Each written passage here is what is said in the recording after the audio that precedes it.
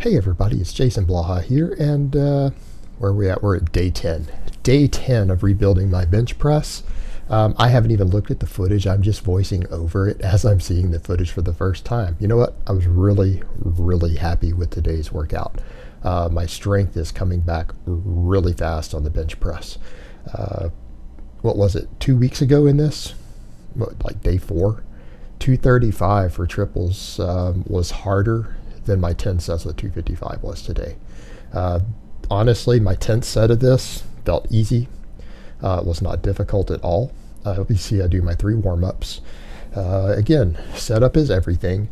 But again, it kind of goes to show that, again, I'm cutting slow. I've built a base, and even though I haven't been doing any chest pressing, I've been doing exclusively overhead pressing for this entire year.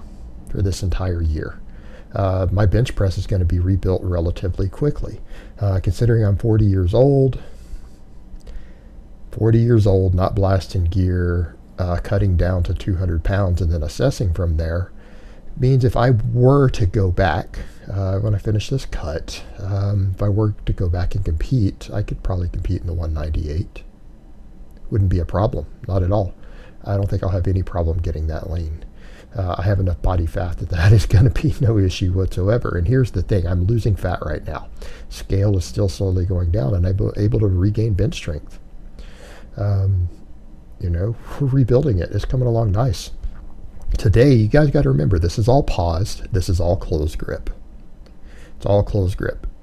And this is pauses. Even my last set, my 10th set, I tried to pause for about 2 seconds on the final rep. So my final rep of the day, I paused for a 2 count on my chest. And you know what made me really happy about today's workout with this? I hit the uprights, and I think it was like the 7th set or 8th set. I lost count. I hit the uprights on the 2nd rep. Normally for me, when I hit the upright, my power is done for the day. It's done. Shot. And I went ahead and finished all my sets.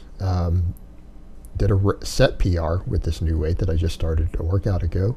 I mean, we're ready to increase weight. So this 255, 10 sets of 3, pause, close grip. That's where I'm at. Day 10 of benching again. Again, you guys got to remember, I haven't bench pressed in a year and a half.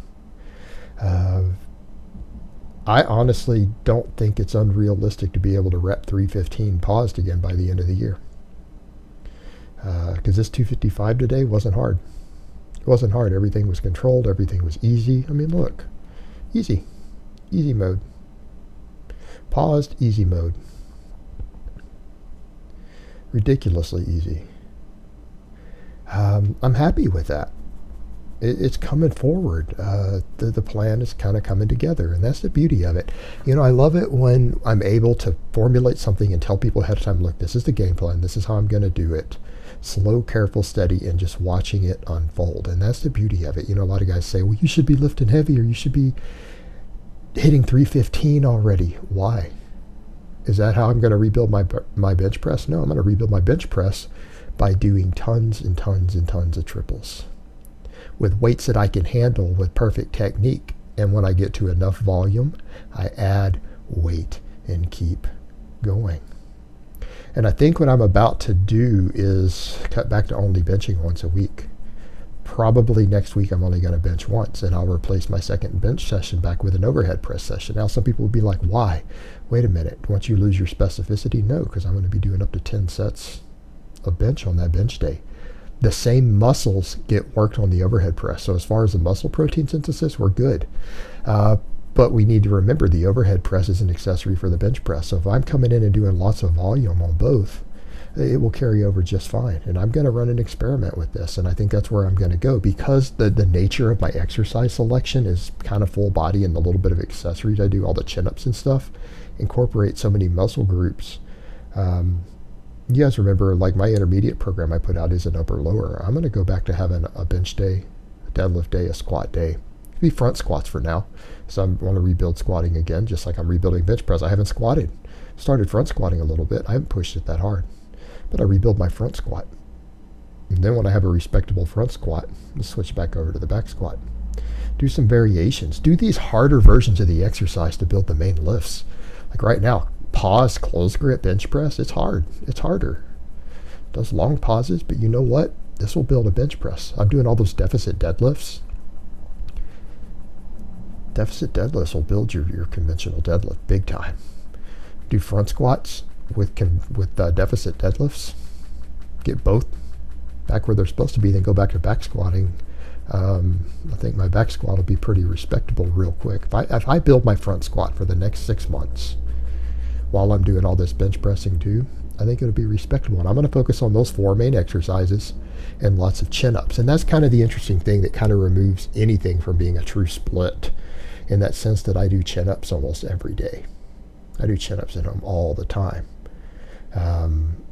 Average day for me is 20 to 30 chin-ups. Sometimes I do 50. I do chin-ups all the time. So that gives a lot of overlap with these same muscles too. But I figure between those and just adding in accessories as necessary, as long as I come in and do really, really large volumes of power work on those 4 basic exercises, again, picking variations, rotating through variations, I think it's going to work out fine. I think, in all honesty, I can do this as a power building type approach because I have the free time, guys. YouTube is what I do for a living.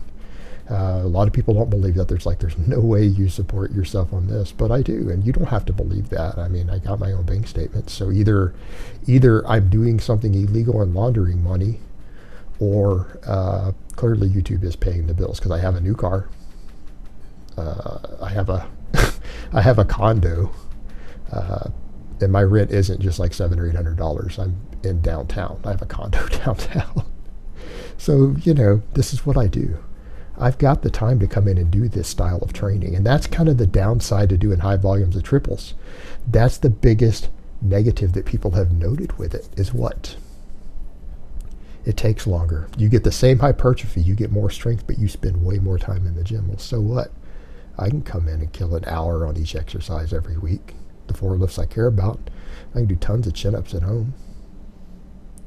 And then I got time to do whatever little accessories I might need. For now, I need to go back to higher specificity because I'm not going to make a lot of gains, guys. I'm cutting. But I feel like at this point, I am making gains. And I've got to be realistic. I'm on a high-calorie cut. I'm cutting slow and using large amounts of list cardio to cut. I've not only not lost muscle, but as soon as I go back to benching again, I feel like my chest has gotten bigger. I've gained from it. Feels like I'm actually making gains to me in certain areas. So I don't know, this might be kind of the way forward. I've been experimenting with this a bit, and I really think really high carb cutting where you use cardio to cut rather than cutting your calories low seems to be working really well for me. As someone like me who started at a higher body fat percentage, it seems to be working really well now. And I can't say that someone who's trying to start out at 12% body fat, that they may not be able to replicate this. You know what? They may not be able to. And that's a fair statement. But how many of you guys out there, particularly older guys, are coming into a cut at 12% body fat? I don't think so. Maybe the younger, skinnier guys in your 30s or 40s, you're not doing that. And I really think this might be the way forward. And I'm really enjoying doing it this way. And that's the thing that's been so fun with this. I actually enjoy the way that I've been doing this cut. It doesn't feel difficult. It doesn't feel like, oh, I've got to have a lot of discipline. Oh, no, the only discipline I have to have is to not eat pizza and ice cream. You know what? That's not really that hard to do. It's not that hard to do. And I can season my chicken to make it taste however I want. I eat a lot of chicken, eat a lot of rice, eat a lot of beans, a lot of whole wheat bread. You know what? That stuff's not easy to make taste bad. I mean, you can do a lot with beans and rice. And I get to eat tons of food.